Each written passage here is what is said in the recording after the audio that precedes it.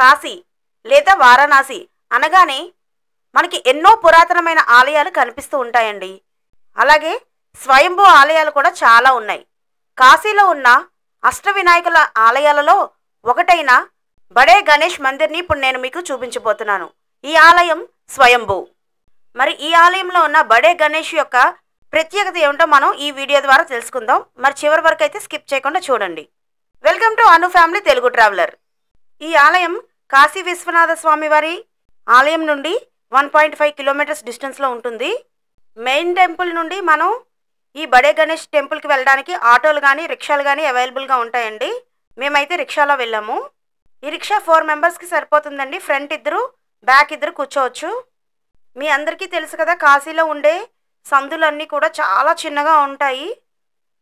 ఈ టెంపుల్ కూడా సందులోనే ఉంటుందండి. మనం అక్కడ దిగిన తర్వాత మనకి గరిక అమ్ముతారు. స్వామివారికి సమర్పించుకోవాలి అనుకుంటే ఎవరైనా అక్కడ గరిక కొనుక్కొని వెళ్ళొచ్చు. ఇలా వెళ్ళంగానే మనకి స్టార్టింగ్లో ఇక్కడ నేను చూపిస్తున్న విధంగా రైట్ సైడ్కి రాధాకృష్ణ మందిర్ చిన్నది ఉంటుంది. ఈ మందిర్ నుండి మనం అలాగా అదే స్ట్రీట్లోకి వెళ్తే, చిన్న స్ట్రీట్, ఆ స్ట్రీట్ లోపలికి వెళ్తే మనకి రైట్ సైడ్కి బడే గణేష్ టెంపుల్ వస్తుంది. ఈ ఆలయానికి గణేష్ చతుర్థి రోజున అలాగే ప్రతి బుధవారం కూడా పెద్ద సంఖ్యలో భక్తులు వచ్చి దర్శనం చేసుకుంటారంట. అను ఫ్యామిలీ తెలుగు ట్రావెలర్ ఛానల్ని చాలామంది సబ్స్క్రైబ్ చేయకుండానే చూస్తున్నారండి. సబ్స్క్రైబ్ చేసుకోండి. సబ్స్క్రైబ్ చేసుకుంటే నేను చేసే ప్రతి వీడియో కూడా మీకు నోటిఫికేషన్ వస్తుంది. ఇలా మనకి బయట గరిక అమ్ముతారండి. ఇప్పుడు నా చేతిలో ఉన్న క్వాంటిటీ 10 రూపీస్కి ఇచ్చారు వాళ్ళు. ఇప్పుడు నేను చూపిస్తున్నాను కదా, చూడండి, ఇదే బడే గణేష్ మందిర్. ఈ ఆలయం 40 స్తంభాల పైన ఉంటుంది.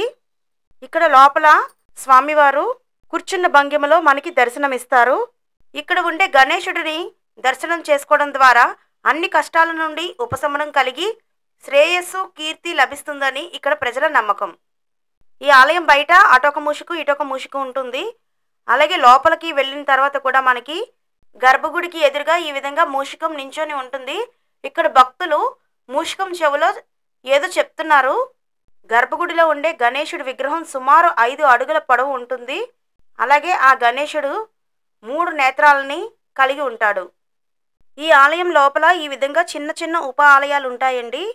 కాశీ రక్షక సేనాధిపతి అయిన కాలభైరవుడు ఈ బడా గణేష్ నుండి అనుమతిని తీసుకొని కాశీ భద్రతా బాధ్యతను స్వీకరించడం ప్రారంభించారంట. ఈ ఆలయం ప్రపంచవ్యాప్తంగా ప్రసిద్ధి చెందిన ఆలయం అంట. మరి మీరు కూడా వారణాసి వెళ్ళినప్పుడు తప్పకుండా బడే గణేష్ ఆలయానికి వెళ్ళండి, స్వామివారిని దర్శించుకోండి. ఇప్పుడు మీరు ఇక్కడ చూస్తున్నది గర్భగుడిలో మొత్తం కుటుంబంతో సహా 3 నేత్రాలు కలిగిన గణేశుడు. Please like, share and subscribe. Thanks for watching.